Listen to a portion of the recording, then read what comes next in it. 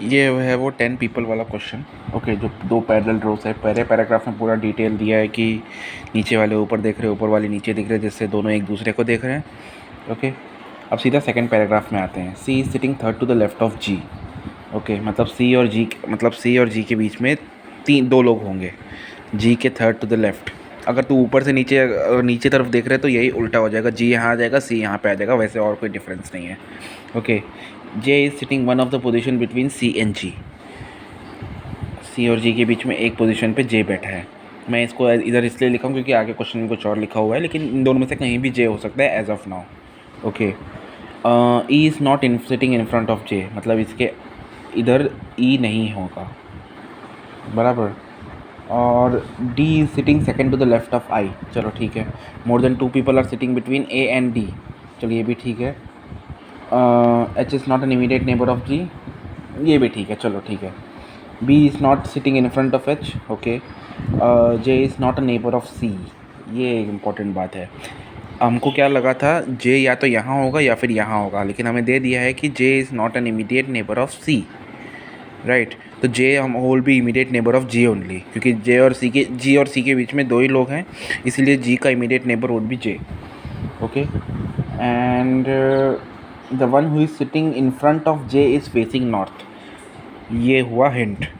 जे के ऑपोजिट, मतलब जे के सामने जो बैठा है वो नॉर्थ देख रहा है, मतलब इनमें से किसी के भी सामने कोई बैठेगा तो वो नॉर्थ देखेगा, मतलब जे, सी और जी इस वाले कैटेगरी में हैं और बाकी बचे हुए इस वाले कैटेगरी में होंगे।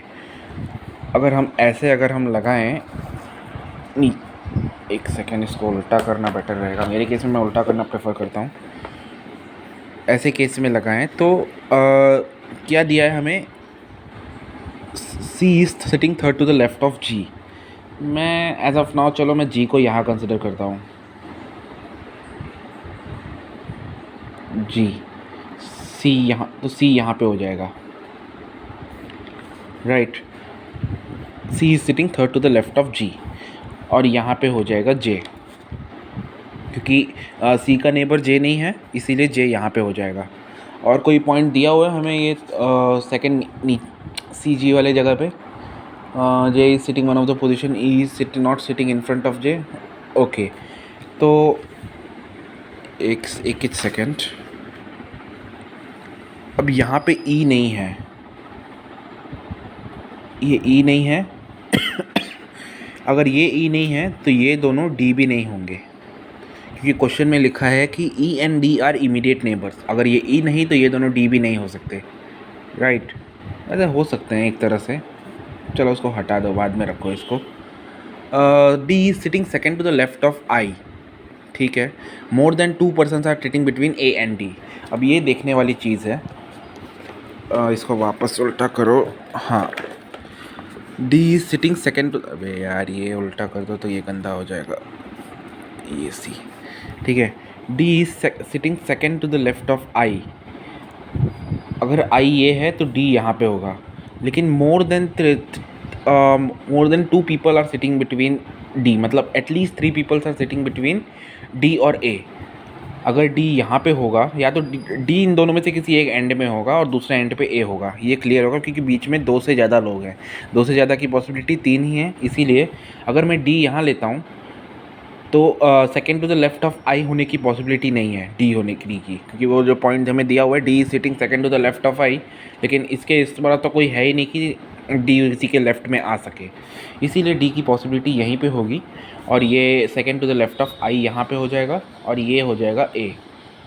ओके, अब E is an immediate neighbour of D, तो ई हो जाएगा यहाँ पे, और बचा हुआ जो पॉइंट है, अब वो एच वाले पॉइंट से हमें पता चलेगा। H is not sitting immediate left of J, J के इमीडिएट लेफ्ट में एच नहीं बैठा है, ठीक है।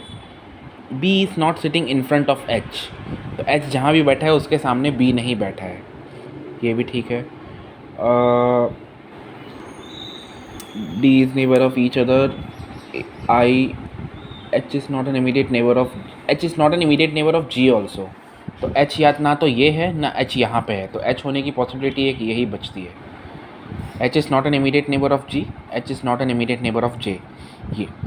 अब हमें दिया हुआ है B is not sitting in front of H, तो बी होने की पॉसिबिलिटी ये हो जाती है। राइट। अब बचा हुआ पॉइंट क्या, एफ यहाँ पे हो जाएगा। ये हो गया अपना पूरा इक्वेशन। ये जी है, ये जे है, ये सी है। जस्ट फॉर इफ समझ नहीं आ रहा हो तो ये पूरा हो गया इक्वेशन अपना।